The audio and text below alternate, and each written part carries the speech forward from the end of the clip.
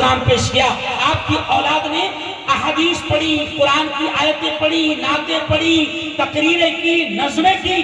یقین مانو یہ علماء وہ لوگ ہیں. مفتی احمد صاحب سنو رتبائے والو، میرے الفاظ نہیں ہیں، پیارے نبی کے الفاظ ہیں. پیارے نبی نے فرمایا، کیا فرمایا؟ خیرکم من تعلم القرآن. اے لوگو سنو سنو سنو، اے لوگو سنو سنو سنو. ہمارے آقا نے فرمایا، ہمارے نبی نے فرمایا ان کے بارے میں. ہمارے نبی نے کیا کہا؟ خیرکم. ہمارے نبی نے کہا تم میں سب سے بہتر، تم میں سب سے اعلیٰ، تم میں سب سے افضل، تم میں سب سے اونچے مقام والے کون ہیں؟ ہمارے نبی نے فرمایا من تعلم القرآن، جو قرآن کو سیکھتے ہیں سکھاتے ہیں، وعلمہ، قرآن کو سیکھتے ہیں اور اس کو سکھاتے ہیں.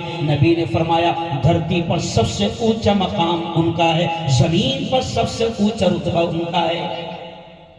رتبہ والو اس حدیث کو سامنے رکھتے ہوئے، کیونکہ ہمارا ایمان ہے، ہمارا ایمان ہے. کیا ایمان ہے؟ کہ پوری دنیا کا بولا ہوا غلط ہو سکتا ہے، چاند پر جانے والوں کی باتیں غلط ہو سکتی ہے، پارلیمنٹ میں بیٹھنے والوں کی باتیں غلط ہو سکتی ہے، سائنسدانوں کی باتیں غلط ہو سکتی ہے، لیکن ہمارا ایمان ہے، ذرا زور سے کہہ دینا، ہمارا ایمان ہے کہ محمد مصطفیٰ کی زبان سے نکلنے والے الفاظ، بولو زور سے، کبھی غلط، زور سے کبھی غلط نہیں ہو سکتے.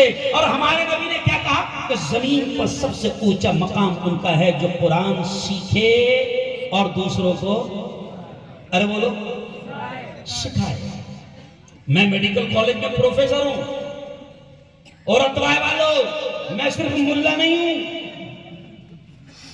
میں ڈاکٹروں کو پڑھاتا ہوں، میں چینل چلاتا ہوں، میڈیا کا پورے ہندوستان کا اردو ڈپارٹمنٹ کا ادھیکش ہوں پورے ہندوستان کا، میں پولیٹیکل لیڈر ہوں. یہ جان بوجھ کر اس لیے آپ کو کہہ رہا ہوں. ابھی مولانا طارق جمیل صاحب نے نظم پڑھی نا کہ مدارس بند مت کرنا، او میرے یارو یہ جان بوجھ کر اس لیے کہہ رہا ہوں کہ آپ کے دماغوں میں اگر یہ ہوگا کہ مدرسے سے صرف ملا پیدا ہوتے ہیں، حافظ جی پیدا ہوتے ہیں، امام پیدا ہوتے ہیں، تو ایسا نہیں. مدرسے سے مفتی ہارون بھی پیدا ہوتے ہیں، مفتی احمد بھی پیدا ہوتے ہیں، جو پورے مدھیہ پردیش کے بڑی سنگھٹن کے ادھیکش بنتے ہیں. پولیٹیکل لیڈر بھی پیدا ہوتے ہیں، اچھے پترکار بھی پیدا ہوتے ہیں. ارے جس نے قرآن اتنا موٹا اللہ کی کتاب، جس نے قرآن کو زبانی یاد کیا، قرآن کو سمجھا، تو اس سے بڑا دھرتی پر کوئی علم ہو سکتا ہے؟ ارے بولو، نہیں ہو سکتا. اس لیے نبی نے کہا کہ دھرتی پر سب سے اونچا مقام ان کا ہے جو قرآن سیکھے اور دوسروں کو سکھائے. آج آپ کے بچوں نے پیارا یہاں پر پروگرام پیش کیا، لیکن اب سننا، میں انشاءاللہ وطن پر بولوں گا، ایکتا پر بولوں گا، سمو لون پر بولوں گا، ملک کے حالات پر بولوں گا، اور 1 گھنٹے کے اندر ہی بولوں گا. یہ بھی خاص بات ہے، سمجھے آپ؟ میں بولوں گا، لیکن سب سے پہلے بات یہاں سے شروع کر رہا ہوں کہ دیکھو یارو، میں ہندو بھائیوں سے بھی کہتا ہوں، آپ سے بھی کہتا ہوں، جیسے مفتی احمد صاحب نے کہا نا کہ مدارس میں کیا سکھایا جاتا ہے، کیا پڑھایا جاتا ہے، مفتی احمد صاحب نے کھل کر یہ کہا. لیکن میں آپ سے یہ کہتا ہوں کہ مدارس بند مت کرنا. یہ جو تمہاری مسجد میں مکتب چل رہا ہے، جہاں تمہارے بچوں کو مکتب کی دین کی مدرسے کی تعلیم دی جا رہی ہے، وہ جو تعلیم یہاں دی جا رہی ہے نا، کسی انگلش اسکول میں نہیں دی جاتی. ابھی بچے نہیں ہیں میرے سامنے، ورنہ بچے خود بولتے ہیں. جن بچوں پر ہم انگلش میں لاکھوں روپے خرچ کر رہے ہیں، جن کو اسکول پڑھانے کے لیے، وہاں پر کیا پڑھایا جا رہا؟ اگر بچے ہوتے نا تو وہ زور زور سے بولتے، لیکن پھر بھی تم بھی بولیں گے. دیکھو اسکول میں کیا پڑھایا جاتا ہے؟ اے فار، بولو بولو بولو، تم بھول گئے کیا؟ ایپل.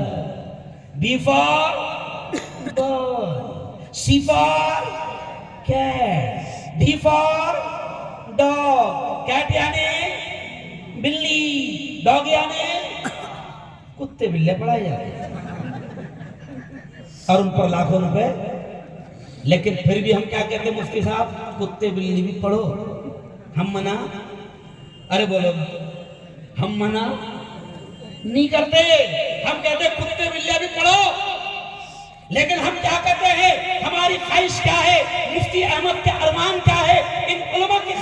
ہے. ہم یہ کہتے ہیں رتوائے کے مسلمانوں کہ بناؤ اپنے بچوں کو وکیل, engineer, doctor, lawyer, professor, collector, S P, I S, دنیا کی اعلیٰ سے اعلیٰ ڈگری دلاؤ, لیکن سب سے پہلے ہم یہ کہتے ہیں کہ اس کو ڈاکٹر بنانے سے پہلے اچھا مسلمان بناؤ, انجینئر بنانے سے پہلے اس کو اچھا مسلمان بناؤ, وکیل بنانے سے پہلے اس کو مسلمان بناؤ. میرے قائد, ہمارے لیڈر, ہمارے راشٹریہ ادھیکش مولانا ارشد مدنی نے دلی کے پروگرام میں مسلمانوں سے کہا تھا کہ مسلمانوں بناؤ اپنے بچوں کو اچھا وکیل بناؤ. کیوں؟ تو انہوں نے اگلا جملہ کہا تھا کہ مسلمانوں ہندوستان کی جیل میں ہزاروں مسلمان بے قصور جوان جیل کی سلاخوں میں بند پڑے ہیں. آج مسلمانوں کے پاس میں ان کا کیس لڑنے کے لیے اچھے مسلمان وکیل نہیں ہیں. بناؤ وکیل, ہم منع نہیں کرتے, بناؤ ڈاکٹر. الحمدللہ میں جو کھڑا ہوں نا, میں ڈاکٹروں کو پڑھاتا اور میرے گھر میں 11 ڈاکٹر ہیں.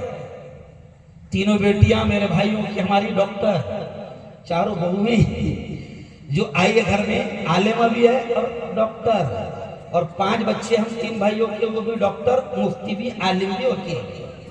کیوں کہہ رہا ہوں کہ کبھی کبھی ان کو ایسا لگتا ہے مفتی صاحب کہ مولانا لوگ آئے ہوئے ہیں صرف مدرسے کی باتیں کریں گے. سمجھ رہے؟ ارے مدرسے کی بات نہیں کر رہے ہم کہہ رہے ہیں ڈاکٹر بھی بناؤ, انجینئر بھی بناؤ, وکیل بھی بناؤ, آئی ایس بھی بناؤ, کلیکٹر بھی بناؤ. ہم منع نہیں کرتے, لیکن ہماری تمنا صرف اتنی ہے کہ اپنے بچوں کو سب سے پہلے اچھا سچا پکا مسلمان اور مومن بنا دو.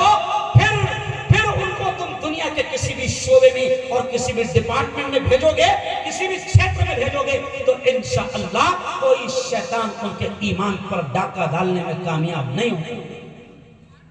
آج افسوس ہوتا ہے, آپ تو گاؤں میں ہیں, آپ کا گاؤں بڑا اچھا ہے, آپ تو گاؤں میں ہے, اور میرے یارو آپ ممبئی کو دیکھو, پونا کو دیکھو, بنگلور کو دیکھو, اندور کو دیکھو.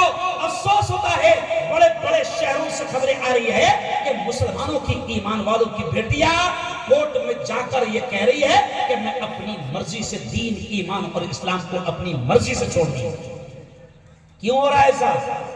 کیونکہ ان کے ماں باپ نے ان کی دین کی, اسلام کی, ایمان کی, قرآن کی تعلیم کی فکر نہیں کی تھی. میں نے ابھی قرآن کی آیت پڑھا, کون سی آیت؟ اللہ کیا کہتا ہے سنو, اور میں ہندو بھائیوں سے بھی کہوں گا کہ اخیر تک موجود